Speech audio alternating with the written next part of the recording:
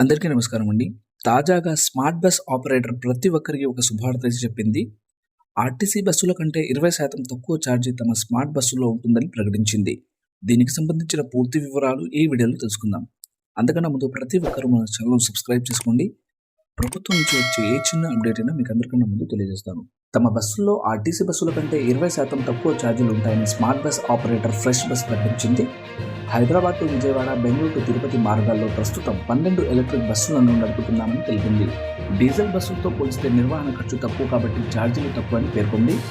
2 రౌండ్ల pre speed ఫండింగ్లో 23.5 కోట్ల పెట్టుబడిని సాధించామని తెలిపింది.